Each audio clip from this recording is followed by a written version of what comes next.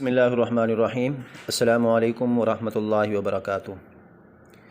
Grade 4 اسلامیات، ہمارا جو سبق چل رہا ہے پیارے نبی صلی اللہ علیہ وسلم کی پیاری زندگی دوم، اس کا حصہ اول ہم مکمل کر چکے ہیں، وہ ان کے سوالات اور جوابات بھی ہو گئے۔ اب جو سبق چل رہا ہے وہ پیارے نبی صلی اللہ علیہ وسلم کی پیاری زندگی دوم، آج کا ہمارا دوسرا سبق ہے۔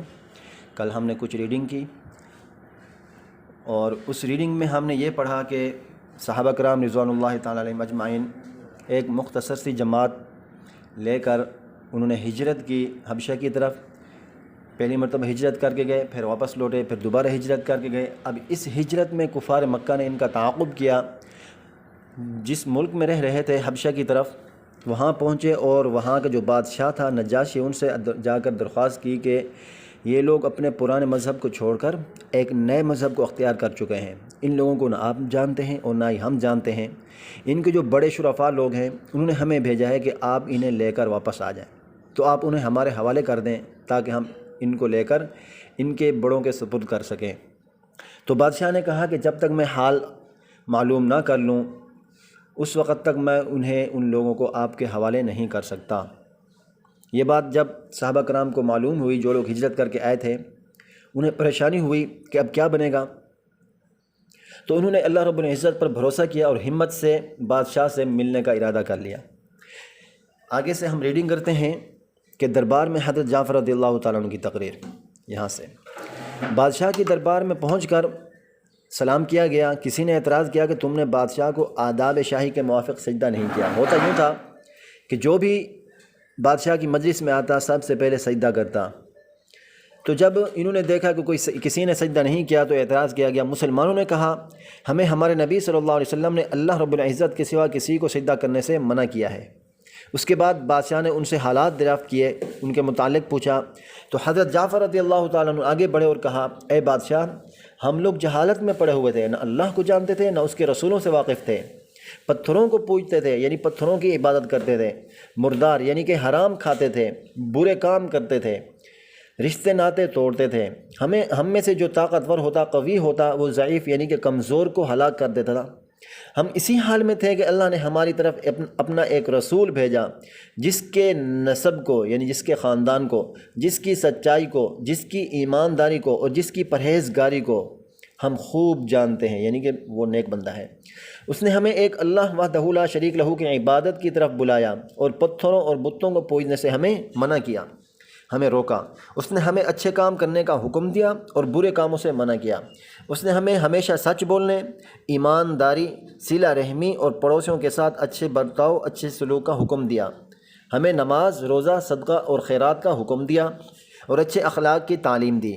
زنا، بدکاری، جھوٹ بولنا، یتیم کا مال کھانا، کسی پر تہمت اور الزام لگانا اور اس قسم کے برے کاموں سے منع کیا۔ ہمیں قرآن پاک کی تعلیم دی، ہم اس پر ایمان لے آئے اور اس کے فرمان کی ہم نے تعمیل کی، یعنی اس کے حکم کو ہم نے مانا، جس پر ہماری قوم ہماری جان کی دشمن ہو گئی۔ ہم لوگ مجبور ہو کر اپنے نبی صلی اللہ علیہ وسلم کی اجازت سے تمہاری پناہ میں آئے ہیں، یعنی تمہارے ملک میں تمہاری پناہ گاہ میں ہم آئے ہیں۔ پھر حضرت جعفر رضی اللہ تعالیٰ عنہ نے سورہ مریم کی کچھ آیتیں پڑھی، تلاوت کی۔ ان آیات کو سن کر بادشاہ خود بھی رویا اور اس کے ساتھ بیٹھے تمام پادری سب کے سب اس قدر روئے کہ ان کی داڑھیاں تر ہو گئی، یعنی آنسوؤں سے تر ہونے کی وجہ سے آنسو ان کی داڑھیوں سے ٹپکنے لگے۔ اس کے بعد بادشاہ نے کہا خدا کی قسم، یہ کلام جو میں نے ابھی سنا اور جو کلام حضرت عیسیٰ علیہ السلام لے کر آئے ہیں ایک ہی نور سے نکلے ہیں، یعنی اللہ رب العزت کا ہی کلام ہے یہ۔ اور ان لوگوں کو صاف انکار کر دیا کہ میں ان لوگوں کو یعنی صحابہ کرام کو تمہارے حوالے بالکل بھی نہیں کر سکتا۔ اس ناکامی کے بعد کفار نے دوبارہ پھر بادشاہ کو بہکانے کی کوشش کی کہ کسی طرح یہ ہمارے حوالے کر دیے جائیں، لیکن نجاشی نے مکہ کے وفد کے تحائف واپس کر دیے اور مسلمانوں سے کہا تم لوگ یہاں امن سے رہو، جو تمہیں ستائے گا اس سے میں جرمانہ لوں گا، اسے تاوان دینا پڑے گا۔ پھر اس نے یہ اعلان کروا دیا کہ جو شخص ان مسلمانوں کو ستائے گا اس کو تاوان دینا ہوگا۔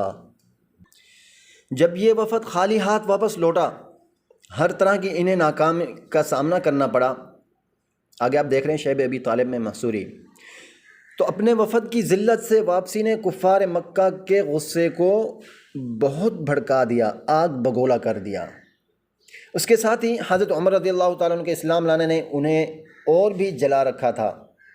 اسی اثناء میں حضرت عمر فاروق رضی اللہ تعالیٰ عنہ بھی مسلمان ہوئے تھے۔ انہوں نے حضرت عمر فاروق رضی اللہ تعالیٰ عنہ کو کفار مکہ نے بھڑکایا کہ نعوذ باللہ وہ اس چیز پر راضی ہو گئے تھے، اس بات پر راضی ہو گئے تھے کہ آپ علیہ السلام کو نعوذ باللہ قتل کر دیں۔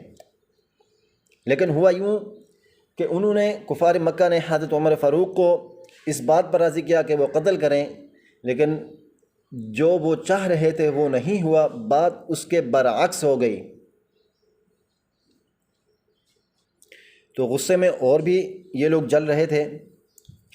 یہ لوگ ہر وقت اس فکر میں رہتے تھے کہ مسلمانوں کا لوگوں سے ملنا جلنا بند ہو جائے اور اسلام کا چراغ بجھ جائے۔ اس لیے سرداران مکہ کی ایک بڑی جماعت نے آپس میں مشورہ کیا کہ اب کھلم کھلا محمد صلی اللہ علیہ وسلم کو قتل کر دیا جائے۔ لیکن قتل کرنا بھی آسان کام نہیں تھا، اس لیے کہ بنو ہاشم بھی بڑے جتھے اور اونچے طبقے کے لوگوں میں شمار ہوتے تھے، یعنی کہ طاقتور سمجھے جاتے تھے یہ دونوں قبیلے۔ وہ اگرچہ مسلمان نہیں ہوئے تھے، لیکن جو مسلمان نہیں تھے وہ بھی پیارے نبی صلی اللہ علیہ وسلم کے قتل کیے جانے پر آمادہ بالکل نہیں تھے۔ اس لیے ان سب کفار نے مل کر ایک معاہدہ کیا کہ سارے بنو ہاشم اور بنو مطلب سے بیکاٹ کیا جائے، انہیں نہ کوئی اپنے پاس بیٹھنے دے، نہ ان سے کوئی خرید و فروخت کرے، نہ بات چیت کرے، نہ ان کے گھر جائے، نہ ان کو اپنے گھروں میں آنے دے، اور اس وقت تک صلح نہ کی جائے جب تک وہ خود پیارے نبی صلی اللہ علیہ وسلم کو قتل کیے ان کے حوالے نہ کر دیں قتل کے لیے۔ یہ معاہدہ صرف زبانی گفتگو پر بھی ختم نہیں ہوا، بلکہ یکم محرم الحرام 7 نبوی، یعنی کہ آپ علیہ السلام کے اعلان نبوت کے 7ویں سال ایک معاہدہ تحریری صورت میں لکھ کر بیت اللہ میں لٹکایا گیا تاکہ ہر شخص اس کا احترام کرے اور اس سے پورا کرنے کی کوشش کرے۔ اس معاہدے کی وجہ سے 3 برس تک یہ حضرات 2 پہاڑوں کے درمیان ایک گھاٹی ابی طالب میں نظر بند رہے، نہ کوئی ان سے مل سکتا تھا، نہ یہ کسی آدمی سے مل سکتے تھے، نہ کوئی باہر سے آنے والا ان کے کسی تاجر سے مل سکتا تھا، نہ ان کے کسی آدمی سے کوئی چیز خرید سکتا تھا۔ اگر کوئی شخص باہر نکلتا تو ان پر ظلم کیے جاتے، ان کو مارا جاتا، پیٹا جاتا، اور کسی ضرورت کا اظہار کرتا تو صاف جواب پاتا، ان کی ضرورت کو پورا نہیں کیا جاتا۔ معمولی سا سامان غلہ وغیرہ جو ان لوگوں کے پاس تھا چند ہی دنوں کے اندر ختم ہو گیا، اور کہاں 3 سال انہوں نے گزارنے ہیں، 3 سال انہوں نے فاقوں کے ساتھ گزارے۔ آخر فاقوں پر فاقے گزرنے لگے، بچے اور عورتیں بھوک سے بےتاب ہو کر روتے اور چلاتے۔ ان کے اعزہ کو اپنی بھوک اور تکالیف سے زیادہ ان بچوں کی تکالیف ستاتی۔ آخر 3 برس بعد اللہ تعالیٰ کے فضل و کرم سے وہ صحیفہ جو معاہدہ تھا بیت اللہ کے دروازے پر جو لکھ کر لٹکایا گیا تھا، اس کو دیمک نے چاٹ لیا، کھا لیا، دیمک کی نظر ہوا، اور ان حضرات کی یہ مصیبت اس طرح دور ہوئی۔ آگے ہے عام الحزن۔ جب پیارے نبی صلی اللہ علیہ وسلم شیب ابی طالب سے نکلے تو اعلان نبوت کا 10واں سال شروع ہو چکا تھا۔ ہونا تو یہ چاہیے تھا کہ اس معجزے کے بعد مسلمانوں کے ساتھ قریش کی طرف سے رعایت اور نرمی کا برتاؤ ہوتا، مگر مسلمانوں اور پیارے نبی صلی اللہ علیہ وسلم کے مصائب اور زیادہ بڑھ گئے۔ دوسری طرف پے در پہ پیارے نبی صلی اللہ علیہ وسلم پر ایسے حالات پیش آئے، ان تکلیفوں اور مشقتوں میں اور اضافہ ہو گیا۔